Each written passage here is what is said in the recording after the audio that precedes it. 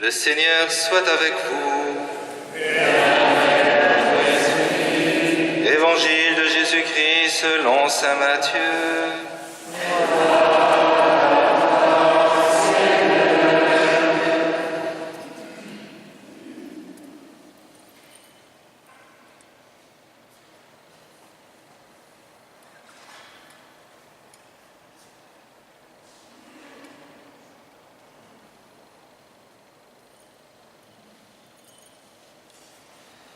En ce temps-là, Jésus disait à ses disciples, « Nul ne peut servir 2 maîtres, ou bien il haïra l'un et aimera l'autre, ou bien il s'attachera à l'un et méprisera l'autre. Vous ne pouvez servir à la fois Dieu et l'argent. C'est pourquoi je vous dis, ne vous souciez pas pour votre vie de ce que vous mangerez, ni pour votre corps de quoi vous le vêtirez. La vie ne vaut-elle pas plus que la nourriture et le corps plus que les vêtements? Regardez les oiseaux dans le ciel, ils ne font ni semaille ni moisson. Ils n'amassent pas dans les greniers où votre Père céleste les nourrit. Vous-même, ne valez-vous pas beaucoup plus qu'eux? Qui d'entre vous, en se faisant du souci, peut ajouter une coudée à la longueur de sa vie? Et au sujet des vêtements, pourquoi se faire tant de soucis? Observez comment poussent les lys des champs. Ils ne travaillent pas, ils ne filent pas. Or, je vous le dis, Salomon lui-même, dans toute sa gloire, n'était pas habillé comme l'un d'entre eux. Si Dieu donne un tel vêtement à l'herbe des champs qui est là aujourd'hui et qui demain sera jetée au feu, ne fera-t-il pas bien davantage pour vous, hommes de peu de foi? Ne vous faites donc pas tant de soucis, ne dites pas « qu'allons-nous manger ?» ou bien « qu'allons-nous boire ?» ou encore « avec quoi nous habiller ?» Tout cela, les païens le recherchent. Mais votre Père céleste sait que vous en avez besoin. Cherchez d'abord le royaume de Dieu et sa justice, et tout cela vous sera donné par surcroît. Ne vous faites pas de soucis pour demain. Demain aura souci de lui-même. À chaque jour suffit sa peine. Acclamons la parole de Dieu.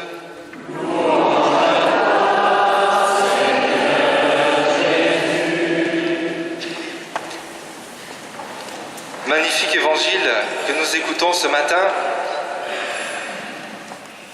où le Seigneur nous invite à vivre véritablement comme chrétiens. C'est-à-dire que dans notre vie et à l'intérieur de nous-mêmes, quelque chose change si nous nous mettons à la suite du Christ. Et Jésus dit bien, tout cela les païens le recherchent, mais votre Père céleste sait bien que nous avons besoin. Donc nous sommes appelés à vivre de manière différente que la manière de vivre des païens. Et la première chose qui est différente et que Jésus souligne dans cet évangile, c'est d'observer la création, d'observer la nature et d'y reconnaître la providence de Dieu. Et ce n'est pas toujours facile.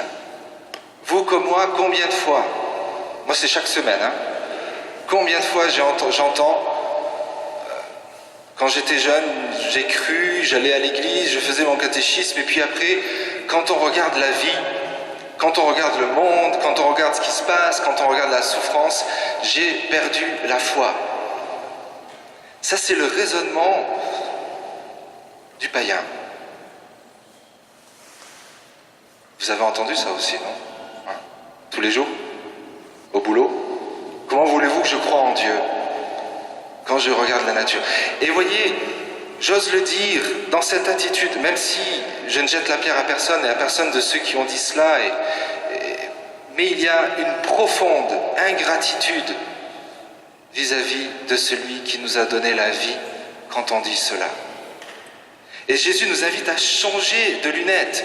Et dans cet évangile, dans ce dimanche, apprendre à changer de lunettes, c'est-à-dire à ne pas se focaliser sur ce qui n'est pas tel que nous le souhaiterions, mais apprendre à reconnaître la beauté de la vie. Et voyez, souvent ce type de réflexion se fait face à la mort. Mais celui qui va dire « Comment est-ce que je peux croire en Dieu alors qu'il y a ce mort ?» À quel moment il va se dire « Ah mais il faudrait que je croie en Dieu parce que je viens de voir la vie de naître. » Parce qu'avant la mort, il y a eu le baptême. Dieu sait comment il conduit les choses. Et il nous fait d'abord goûter le baptême avant de nous faire expérimenter la mort. Pour que par ce don de la vie, nous sachions le reconnaître. Vous voyez, il y a vraiment quelque chose de l'ordre de la gratitude, mais c'est la louange de Saint François, c'est la louange de tout chrétien. Savoir reconnaître la beauté de Dieu dans la création et dans la vie que Dieu me donne aujourd'hui. Aujourd'hui, si vous êtes là, c'est que vous êtes vivant. Est-ce que ce matin, quand je me suis levé, j'ai dit merci mon Dieu parce que je suis vivant. Merci mon Dieu parce que mon mari, je regarde Marie-Lynn, moi j'ai pas de mari, est vivant. Merci mon Dieu parce que mes enfants sont vivants. La véritable attitude, ou alors est-ce que j'ai écouté les infos et je dis oh là là. Et on oublie parfois, en regardant, c'est l'exemple que Jésus dit, que Jésus donne. Regardez les oiseaux du ciel, ils ne sèment ni ne moissonnent, et ils mangent. Regardez les lys des champs, regardez le beau bouquet qu'il y a ici. Est-ce que je rends grâce? Est-ce que quand je rentre dans l'église, je rends grâce parce qu'il y a un beau bouquet, je rends grâce parce que j'entends l'orgue résonner et le violon? Voyez, et c'est ce qui va établir notre cœur dans la paix et dans la joie lorsque je sais reconnaître le don que Dieu me fait chaque jour. Vous voyez, quand on parle de conversion, c'est vraiment, je dirais, c'est vraiment le cœur de la vie chrétienne. Apprendre à nous convertir. C'est-à-dire qu'on va avoir une tendance, tout homme, à part la Vierge Marie, qui en a été préservée, à regarder vers le bas et à être tiré vers le bas en oubliant de dire, mais moi ce que je vous conseille, c'est de le faire en famille. C'est important de le faire en famille. C'est important de le dire. Vous voyez, je dis, bon, c'est enregistré, je sais qu'ils vont le regarder, tant pis. Hier, j'étais en famille, on a prié ensemble, et mon père a dit, merci Seigneur pour ma femme et pour mes enfants. Il faut apprendre à savoir reconnaître toutes ces beautés que Dieu nous donne. Et parfois, nous, on se focalise, vous voyez, même si tout va bien sauf un petit truc, on va se focaliser sur le petit truc. Qui, par exemple, si on a mal quelque part, on ne pense plus que quelque part. Et tout le reste, ça marche bien. Et si ça marche bien, c'est parce que Dieu nous donne sa vie. Alors, pour rentrer dans ce changement auquel le Seigneur nous invite aujourd'hui, qui est véritablement nous établir dans cette action de grâce, savoir reconnaître les bontés de Dieu, eh bien Jésus nous donne la clé. C'est le deuxième point que je souligne. Jésus dit, mais votre Père céleste sait bien que vous en avez besoin. En disant cela, Jésus affirme que Dieu est notre Père. Et Jésus affirme par ailleurs que ce Père céleste est parfait. À la différence de notre Père terrestre, aucun Père terrestre ne peut se prétendre parfait. Mais notre Père céleste est parfait et il sait ce dont nous avons besoin.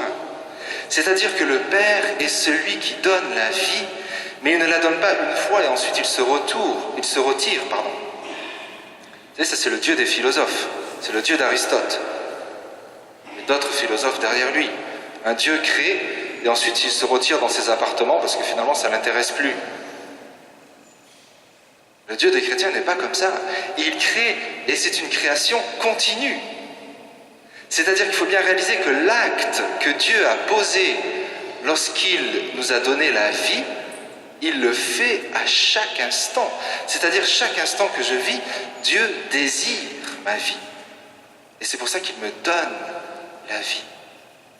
Et donc nous sommes appelés à retrouver cette attitude de fils et de fille bien-aimés du Père.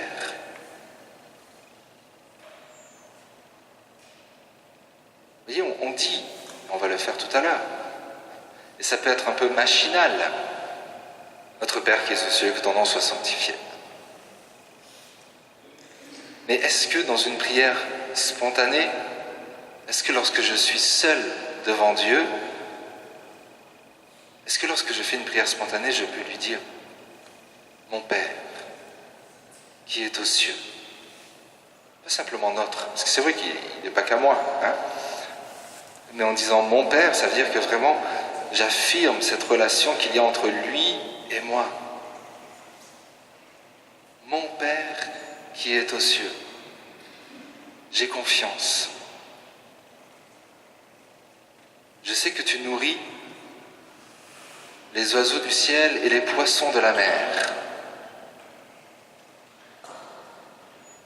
Donc je sais que tu vas prendre soin de moi.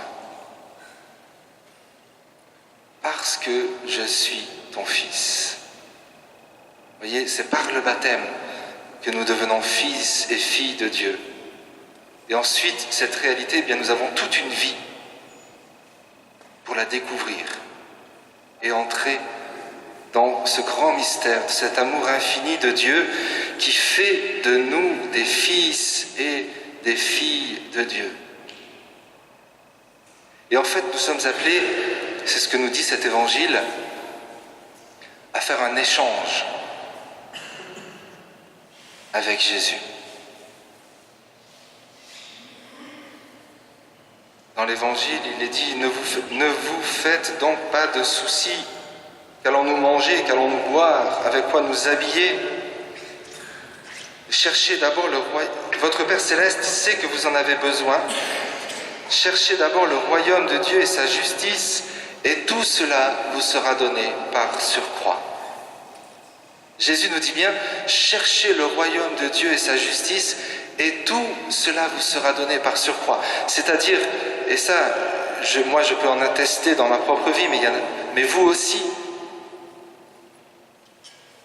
Lorsque je m'attache à servir le royaume de Dieu, eh bien le reste m'est donné par surcroît. Et il faut aussi oser le dire.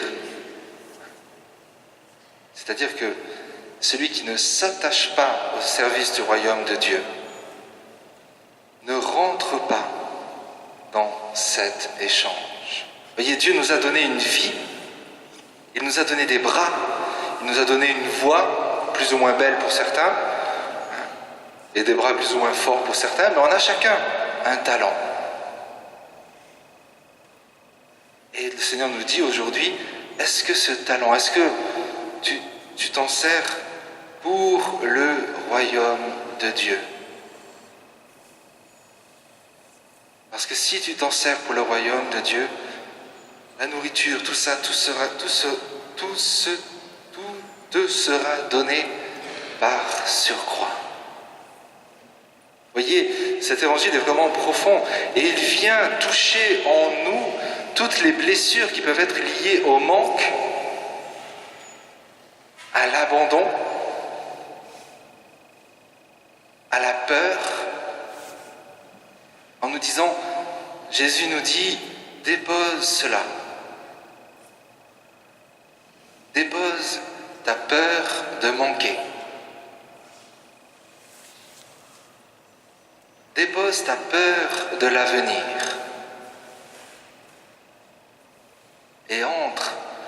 dans le service du royaume des cieux, parce que tout te sera donné par surcroît. Et voyez, je ne l'ai pas dit, mais je le dis quand même maintenant. Lorsque Jésus nous fait cette invitation, finalement, à rentrer dans notre véritable identité de fils de Dieu, qui se met au service du royaume, Jésus commence par dire avant, l'homme ne peut pas servir deux maîtres.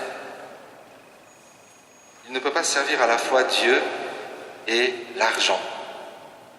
Vous voyez, il faut bien comprendre, il ne s'agit pas, on n'est pas tous appelés à être Saint François et à fermer notre compte en banque. Je ne vous invite pas nécessairement lundi matin à fermer votre compte en banque, mais à mettre une priorité. À mettre une priorité. Et voyez, si on ne met pas cette priorité, nous, j'allais dire, c'est un peu fort, mais nous condamnons à la tristesse. Là aussi, combien de fois, enfin peut-être moins souvent, mais en tout cas moi je l'entends peut-être plus que vous. Ben, j'ai tout. J'ai une famille, j'ai des beaux enfants, j'ai une belle maison. Et il me manque quelque chose. J'ai envie de partir. Vous n'avez pas entendu ça? Moi j'ai entendu.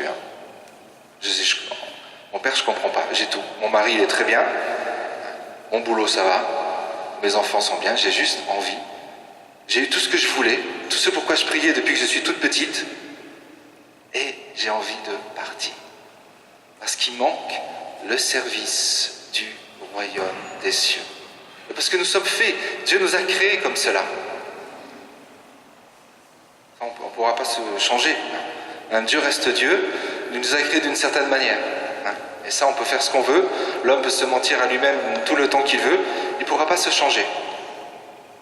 S'il n'y a pas une transcendance qui nous invite à dire, eh bien, ce que je fais, je le fais pour Dieu. Vous voyez, faire quelque chose pour le Seigneur, c'est cela qui donne tout un sens à notre vie. Je vous invite, on va prendre un petit temps de prière, peut-être accompagné avec un fond musical à votre choix, orgue ou violon, et de faire cet échange, de vivre cet échange. Jésus nous dit, ne vous faites donc pas tant de soucis, mais cherchez le royaume des cieux. Eh bien, de déposer dans le cœur de Dieu ce qui nous fait le plus souci. Et de dire, c'est oser, vous n'êtes pas obligé parce que c'est dans le secret de votre cœur. Mais moi, à quoi je vous invite, c'est de dire, et Seigneur, je t'offre mes bras pour que de la manière dont toi tu vas me le demander, me le montrer, je puisse servir le royaume des cieux. On peut.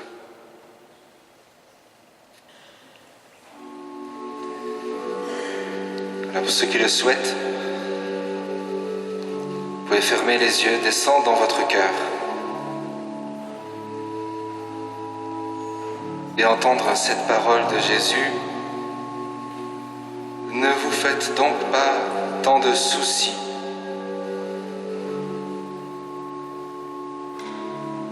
Ne vous inquiétez pas pour votre santé. Ne vous inquiétez pas pour vos enfants.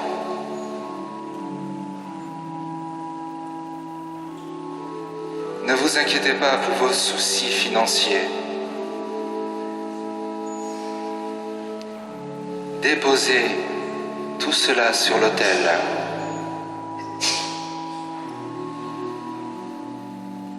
Et mettez-vous au service du royaume des cieux.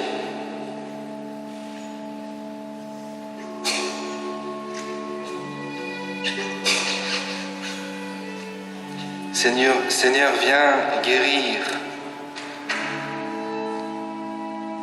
ce qui en nous a du mal à te faire confiance.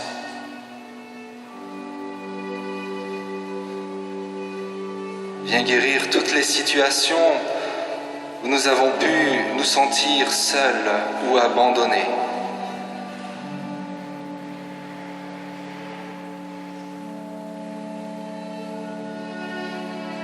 Seigneur, tu étais là avec nous. Et c'est toi qui nous as donné d'avancer, de rester debout.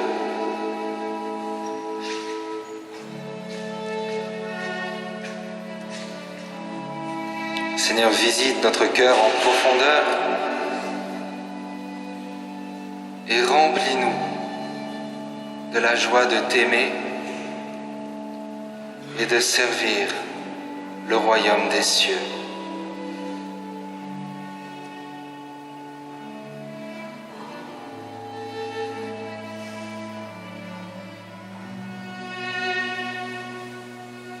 Seigneur, fais déborder en nous ton Esprit Saint, un esprit qui relève, un esprit qui chasse les ténèbres, la crainte, la peur et la colère. Esprit Saint, renouvelle-nous.